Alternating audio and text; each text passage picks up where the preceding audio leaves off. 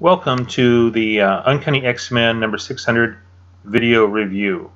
Here we're taking a look at the last X-Men story before Secret Wars hits. There's a lot in this book. It culminates a lot of the storylines that Brian Michael Bendis, the writer, has been working on for quite a while. He has had the longest run of the X-Men in history. So, look at the cover, we see lots and lots of mutants, including Charles Xavier. Does he show up in here? If you're haven't been following X-Men for a while, that's a big question because he's like dead.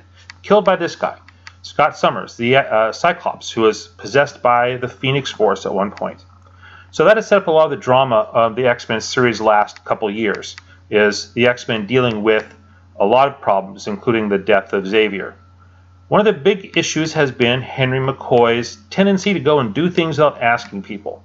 For example, he brought back the young X-Men, the original young X-Men, back from the past to the future to try and stave off a mutant genocide. So here we see the X-Men and a lot of the different X-students confronting Henry McCoy in basically what's an intervention.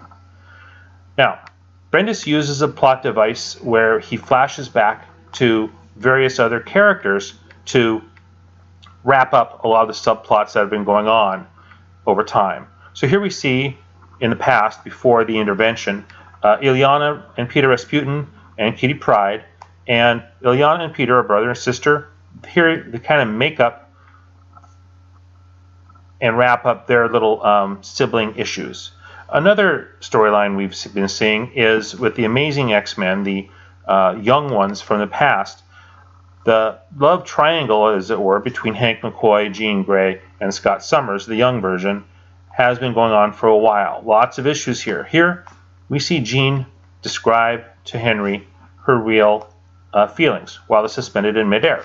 Guess who's watching? That could be an interesting subplot down the road. One of the biggest issues we've seen, or controversies, is Bendis making the young version of Iceman gay. He's come out as gay, and here he's confronting his older self, who frankly despises the younger self or acts like it. This is a very emotional scene, and Bendis does great with dialogue. He's almost like a soap opera, which with the X-Men historically, that's what it's really been. This is an interesting scene. I won't tell you all the details, but it's poignant and significant. So back to the quote trial. Hank McCoy is, of course, not having a whole lot of, not being very cooperative here. And the other X-Men are basically chiming in saying, you've done this wrong, you've done that wrong, you've done things in our name that have screwed things up, like we're bringing back the young X-Men. And, of course, one of the better scenes in here is the young and old X-Men, Icemen, feeding off of each other, which, prior to the whole gay coming out thing, has been a real good source of humor between these characters. Bendis is very good at dialogue. This is a good example in one sense. But back to the drama, as it were. The young Henry McCoy, who's been brought back in time, turns against his older self. The older Hank McCoy storms off, and no pun intended, and basically rejects this whole intervention. Now, I'm not going to get into exactly what happens at the end of this book because, frankly, if you're an X-Men fan, this book is worth reading. The art is good. Various different artists have participated in this book. It's a big book. Bendis covers a lot of territory here. He's ending his run, and he wants to make this, bring all the threads together. So to summarize, this book, Uncanny X-Men 600, wraps up Bendis' long run. The next piece in the X-Men history chronologically will be the Secret Wars piece.